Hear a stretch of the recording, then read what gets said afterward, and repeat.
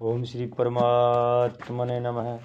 श्री हरि चरण पर सब ऋषि मुनियों के चरणों में प्रणाम करता हूँ। सब संतजनों के चरणों में प्रणाम करता हूँ। इस मेरी मातृभूमि मेरे भारत देश के चरणों में प्रणाम करता हूँ। सभी मेरे देशवासियों का स्वागत करता हूँ। इस वीडियो को आप अंत तक सुने। इस वीडियो को सुनने वाले मेरे देश के हर कोने में घरों बैठी माताओं के चरणों में चरण स्पर्श करता हूँ।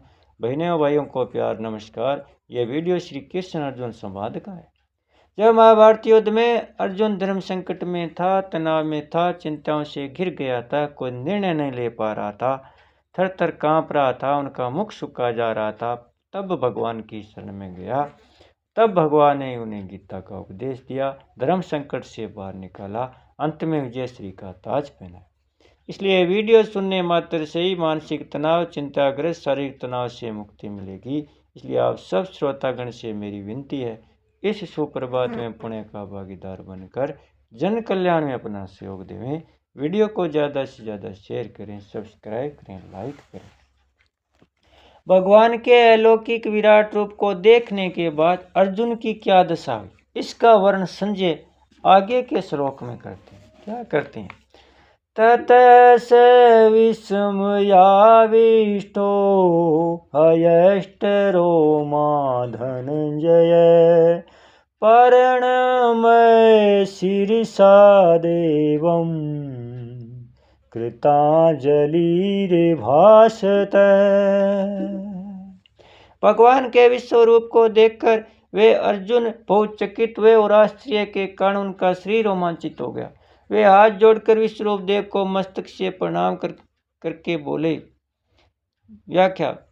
तथा स विस्मयाष्टोमा धनंजय। अर्जुन ने भगवान के रूप के विषय में जैसी कल्पना भी नहीं की थी, वैसा रूप देखकर उनको बड़ा आश्चर्य हुआ।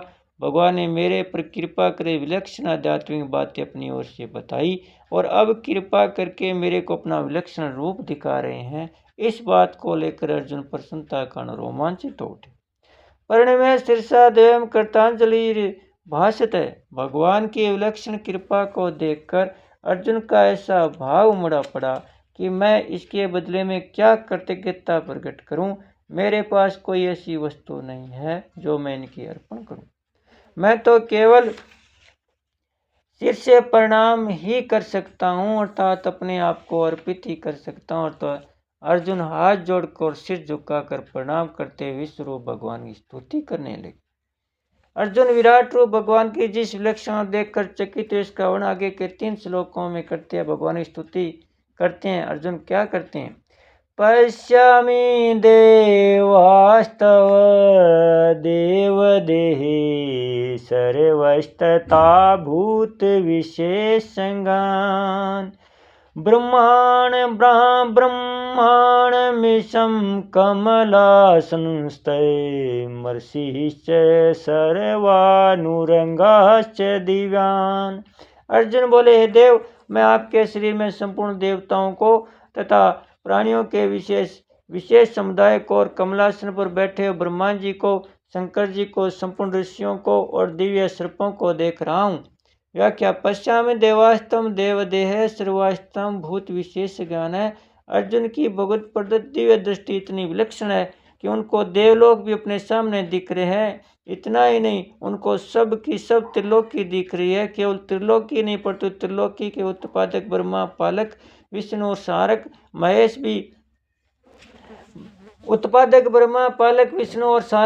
भी प्रत्यक्ष दिख रहे हैं। तो अर्जुन वर्ण करते हैं कि मैं संपूर्ण देवों को, प्राणियों के समुदायों को और ब्रह्मा तथा शंकर को देख रहा हूँ। ब्रह्मांडमीशं कमलासनस्थं। अर्जुन कहते हैं कि मैं कमल के ऊपर स्थित ब्रह्मा जी को देखता हूँ। इससे सिद्ध होता है कि अर्जुन कमल के नाल को और नाल के उद्गम स्थान अर्थात मूल आधार भगवान विष्णु को, जो कि शेष पर सोए हुए हैं, भी देख रहे हैं। इसके सिवाय भगवान शंकर को, उनके कैलाश पर्वत को और कैलाश पर्वत स्थित उनके निवास स्थान वट वृक्ष को भी अर्जुन देख रहे हैं। ऋषि सर्वानुग्राश्च दिव्यान।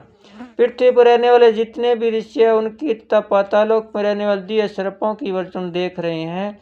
इस श्लोक में अर्जुन के कथन से सिद्ध होता है कि उन्हें स्वर्ग, मृत्यु और पाताल, यह त्रिलोकी अलग अलग नहीं दिख रही है, किंतु विभाग से एक साथ एक जगह ही दिख रही है। पर विविधता मने कदा। गीता में 11वें अध्याय का 13वां श्लोक। उस त्रिलोकी से जब अर्जुन की दृष्टि हटती है तब जिनको ब्रह्मलोक, कैलाश और वैकुंठ लोक कहते हैं वे अधिकारियों के विष्ट लोक तथा उनके मालिक ब्रह्मा, शंकर और विष्णु भी अर्जुन को दिखते हैं।